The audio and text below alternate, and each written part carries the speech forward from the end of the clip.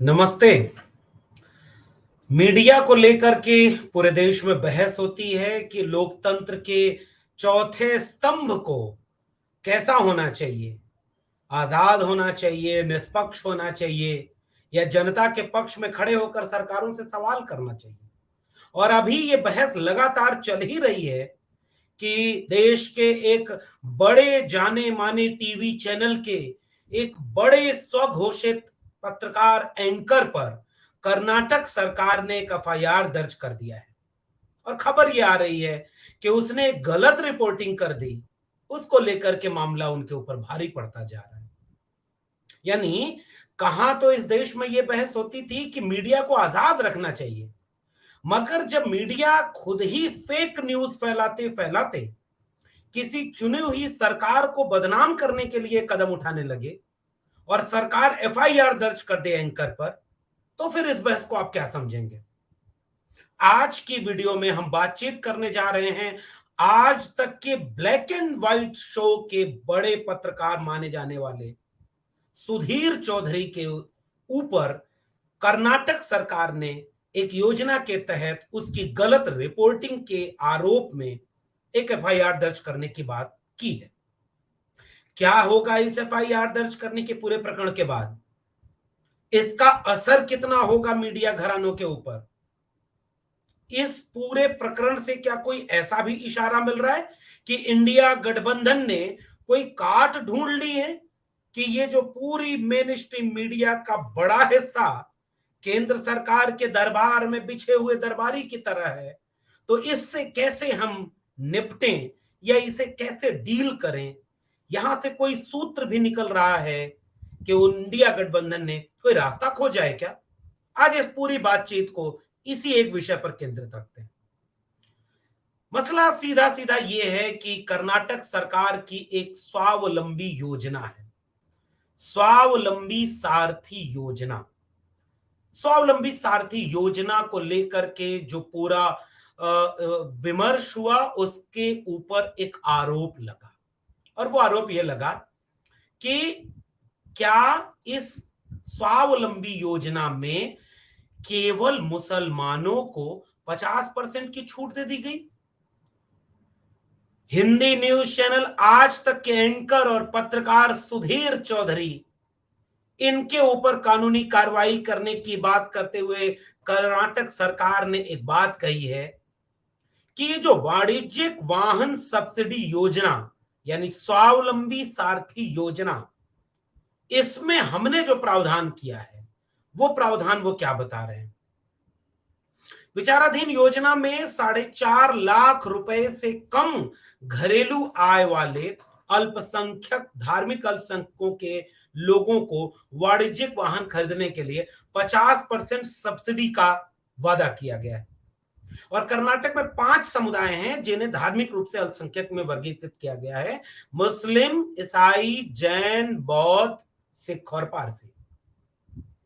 कर्नाटक के सूचना प्रौद्योगिकी और जैव प्रौद्योगिकी यानी आईटी और बीटी मंत्री प्रियांक खड़गे ने मंगलवार को सोशल मीडिया के एक प्लेटफॉर्म यानी ट्विटर, जो अब बदल करके एक्स हो गया है, उस पर एक ट्वीट किया। प्रियांक खड़गे ने लिखा कि आज तक के एंकर जानबूझकर सरकारी योजनाओं पर गलत सूचना फैला रहे हैं, जिसे सबसे पहले भाजपा सांसदों ने शुरू किया था। प्रियांक खड़गे का कहना है कि आज तक के एंकर सुधीर चौधरी जो गलत सूचना कि केवल ये अल्पसंख्यकों के लिए है, मुस्लिम तुष्टीकरण और मुस्लिम से जोड़ दिया। प्रियांक खड़गे का कहना है कि यह काम शुरू किया था भाजपा के क्षेत्रीय सांसदों ने। और टीवी एंकर का रिश्ता देखिए कैसे भाजपा के सांसद से जुड़ रहा है, उधर भी फेक न्यूज, इधर भी फेक न्यूज।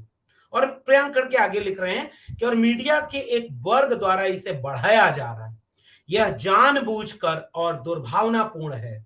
सरकार आवश्यक कानूनी कार्यवाही करेगी। और प्रियांक खड़गे के इस बयान के बाद जो पूरा ट्विटर पर चला था, एक हैशटैग चलने लगा कि सुधीर चौधरी माफी मांगो। सुधीर चौधरी के बारे में एक बात बार बार याद आ जाती है, पता नहीं आप लोग इसको कितना जानते हैं, ये तिहाड़ी चौधरी, तिहाड़। और जैसे सुधीर चौधरी का नाम आता है वैसे तिहाड़ को लोग याद करने लगते हैं। एक किस्सा इसका भी है कि वो यूट्यूब पर वीडियो और कई सोशल मीडिया पर ये प्रचार भी है कि शायद जिंदल कंपनी का कुछ मामला था, खबर दिखाने और नेगोशिएशन के नाम पर सुधीर चौधरी ने 100 करोड़ रुपए मांगे और यह वीडियो लीक हो गई और इनको कुछ महीने शायद तिहाड़ में रहना पड़ा। मुझे नहीं पता, जरा इसको आप लोग गूगल करके पहचानिए कि ये बार बार सुधीर चौधरी का नाम आते ही तिहाड़ी क्यों लोग कहने लगते हैं। एक तो ये बात। सुधीर चौधरी के बारे में एक और अफवाह उड़ी है, एक और बात लोगों के बीच आती है कि कहीं कोई एक फेक न्यूज से तुर्कमान गेट पर कोई विवाद हुआ था जिसमें सांप्रदायिक हिंसा का रंग ले लिया था, और उस समय का भी एक विवाद है जिसमें दोषी और जो खबर दिखाई थी सुधीर चौधरी ने वो झूठी निकली थी, उसका कोई आधार नहीं था। और लगातार अभी आप देख ही रहे हैं इस देश में कि दैनिक जागरण जैसा एक बड़ा अखबार, खुद को सबसे बड़ा अखबार कहने वाला चयन अखबार, एक फ्रंट पेज पर फेक न्यूज दिखा देता है कि भारत ने फिर से अटैक कर दिया पाकिस्तान के ऊपर। सेना के लोगों ने खुद उसका खंडन किया कि नहीं भाई, कोई सर्जिकल स्ट्राइक अभी इस बार नहीं हुई है। अखबार ने कोई माफी नहीं मांगी। ये लोकतंत्र और संविधान का रक्षक चौथा स्तंभ मीडिया की हालत है। अब उस योजना के बारे में देखिए। आप अगर सोशल मीडिया पर कहीं भी सर्च करेंगे इंटरनेट पर तो आपको योजना के बारे में दो चीजें मिलेंगी। स्वावलंबी सारथी योजना सब्सिडी अमाउंट। अब ये देखिए कॉलम बना हुआ है, कम्युनिटी सब्सिडी परसेंटेज और सब्सिडी अमाउंट मैक्सिमम, तीन कॉलम है। और इसमें बना हुआ है minority 50% subsidy, subsidy amount maximum 3 lakh. और दूसरा कॉलम है SC ST, सब्सिडी परसेंटेज 75 और सब्सिडी अमाउंट मैक्सिमम 4 लाख। और यही कॉलम गायब कर दिया सुधीर चौधरी ने, ऐसा कहना है कर्नाटक सरकार का। उसके नीचे उसकी एलिजिबिलिटी के लिए लिखा है, एलिजिबिलिटी के लिए क्या है, एलिजिबिलिटी क्राइटेरिया ऑफ स्वावलंबी सारथी scheme Karnataka. Following are the eligibility criteria for Swavalambi scheme, Sarthi scheme. First point, the applicant must be a citizen of Karnataka. Second point, the self-supporting program will only be available to state residents who are unemployed. Third point, the citizen of scheduled caste, scheduled tribe, and other minority communities will receive benefit from this program. और यही सारा खेल हो गया। और यही चीज छिपा करके अब जो है, ये जब कर्नाटक सरकार ने थोड़ा सख्ती बरती कि भाई आप तो एक फेक न्यूज चला दिए, और इस फेक न्यूज का असर ये होता है कि मीडिया, सोशल मीडिया पर ट्रेंड करने लगते हैं सुधीर चौधरी, और उसको लेकर के फिर ये बात सामने आने लगी कि भाई आपके ऊपर FIR होगा। फिर सुधीर चौधरी ने एक सोशल मीडिया पर बात लिखी, कहां गए वो लोग जो पत्रकारिता के निष्पक्ष और स्वतंत्र पत्रकारिता की मांग करते हैं। और जैसे ही एक पत्रकार अगर ऐसी कोई खबर चलाता है तो उसका साथ कौन देता है, जिसके ऊपर ऐसे ही आरोप लग चुके हैं। कभी कोई अमन चोपड़ा होगा, कभी कोई, अब ये सुशांत करके कोई है ना, वो पाठशाला चलाता है, ये सारे उसी के कैटेगरी के लोग, नविका कुमार, रुबिका लियाकत, और सबके आप अगर पूरे कार्यक्रमों की लिस्ट बना लें तो भाजपा के प्रवक्ता जो जितनी अच्छी भाजपा को डिफेंड नहीं कर पाते, उससे ज्यादा डिफेंड करने का काम यह तो जो 4-5 बड़े न्यूज चैनल है उसके बड़े सो कॉल बड़े नाम वाले पत्रकार करते हैं। और सारे लोग इस समय सुधीर चौधरी के साथ खड़े हो गए, नहीं भाई देखो स्वतंत्र मीडिया कहां गई। अभी जो बाइडेन तो कह के गए थे कि स्वतंत्र मीडिया है, कर्नाटक सरकार FIR करने की बात क्यों कर रही है, और सब एक सुर में मिलाने लगे। और सुधीर चौधरी का एक अहंकार से भरा हुआ रिप्लाई आता है कि हाँ देखो हमने एक खबर दिखाई, लोग अब FIR की धमकी दे रहे हैं तो मिलते हैं कोर्ट में। वो कहते थे ना, सिनेमा का डायलॉग है, will see you in court. और दूसरी तरफ ये हो गया कि आज तक का वह जो ब्लैक एंड व्हाइट चैनल का कार्यक्रम था, जिसमें यह घोषणा सुधीर चौधरी ने की कि यह योजना केवल मुस्लिम तुष्टीकरण करते हुए माइनॉरिटी के नाम पर केवल माइनॉरिटी के ऊपर कर दी गई है, और देश के बहुसंख्यक, कर्नाटक के बहुसंख्यक आज अपने को ठगा हुआ महसूस कर रहे हैं कि भाई हम अल्पसंख्यक क्यों नहीं हुए। यह देखिए कांग्रेस सरकार जो कर्नाटक की है, इसकी ये योजना है। यह पूरी वीडियो उनके वेबसाइट और चैनल से डिलीट कर दी गई, और यह खबर भी उसी एक्स प्लेटफॉर्म जो पहले ट्विटर हुआ करता था, उसी प्लेटफॉर्म पर लोग टैग करके ये पूछने लगे कि भाई अगर तुम्हारी खबर सही थी और तुम कोर्ट में आने की धमकी दे रहे हो, तो फिर ये वीडियो तुमने डिलीट क्यों कर दी। यह सवाल लोग उससे पूछ रहे हैं, सुधीर चौधरी से। और इसलिए यह पूरा विमर्श इस देश के हर एक नागरिक को इस पर नजर रखनी होगी कि आप जिस टीवी पर कोई चीज दिखा दी जाए, कभी कभी छोटे बच्चों से घर में कोई चीज पूछी जाए, मान लीजिए आप कहेंगे कि भारत की राजधानी दिल्ली है, और दूसरी तरफ एक बार मेरा वाकया है, मैंने इससे कहा कि भारत की राजधानी कहाँ है, तो कहा लखनऊ। मैंने कहा नहीं बेटा, भारत की राजधानी दिल्ली है, उत्तर प्रदेश की राजधानी लखनऊ। कहा नहीं, मेरी मैम ने बताया है, गलत कैसे बताएंगी मैम, और मैम विल नेवर रॉन्ग। छोटे बच्चे ऐसा करते हैं। वैसे ही इस देश में बहुसंख्यक लोग आज भी ये मानते हैं, कोई खबर अखबार में छप गई, कोई खबर टेलीविजन पर चल गई, और एक बहुत बड़ी आबादी जो रोज सुबह शाम टेलीविजन खोलकर बैठती है मनोरंजन के नाम पर, देश में क्या हो रहा है इसकी सूचना जानने के नाम पर, और वहां उसे फेक खबर चले, तो आप तो माफी मांगोगे नहीं। वीडियो आपने डिलीट कर दी, लेकिन वो तो खबर चली गई। इस देश में कितने दंगे हुए हैं फेक के वीडियो के आधार पर। अगर आप मुजफ्फरनगर को जानते होंगे, तो उस समय के कुछ गूगल करिएगा कुछ चीजें, कि किसी विदेशी वीडियो के हिंसक वीडियो को दिखाकर इस देश में दंगा कराया जा चुका है। कई जगह इसके उदाहरण मिल चुके हैं। एक व्हाट्सएप के झूठ से कोई मौत के भागीदार हो जा रहा है, कोई मौत कर दे रहा है, कोई हिंसा कर दे रहा है, दंगे हो जा रहे हैं। ऐसे देश में अगर टीवी पर कोई गलत खबर चल जाए, या कोई खबर ऐसी चल जाए, गलत का मतलब क्या होता है कि आप कोई खबर कंप्लीट न दिखा करके उसका एक सेगमेंट बताएं, और उसके दूसरे सेगमेंट को छुपा करके उसका एक गलत इंटरप्रिटेशन कर दें, तो भी तो वो फेक न्यूज की कैटेगरी में आएगा। और आज यही कारण है कि इंडिया गठबंधन ने, अब मुझे लगता है कि यहां से एक रास्ता निकाला है, और विपक्षी दलों को जब ये लगने लगा कि मणिपुर की वीडियो जिसने लीक की उसके ऊपर मुकदमा की बात सामने आई थी, मुजफ्फरनगर में जो टीचर एक मुस्लिम बच्चे को बुलाकर मारती है, बाकी बच्चों से मारने के लिए कहती है, यह जब वीडियो आ गई तो उसको खोजा जाने लगा कि वीडियो किसने बनाई। ट्विटर पर यानी एक्स प्लेटफॉर्म पर एक फैक्ट चेकर है अल्ट न्यूज। अल्ट न्यूज ये देखती है कि कोई खबर गलत तो नहीं, झूठी तो नहीं। लगातार उसका एक व्यक्ति है जो मोहम्मद जुबैर, वो अपराधी और आतंकवादी बनाकर पेश किया जाता है। रोज उसके ऊपर ट्विटर पे लोग लगे रहते हैं। ऐसा क्यों है? अगर मीडिया आजाद है तो फैक्ट चेकर की जरूरत क्यों पड़ती है?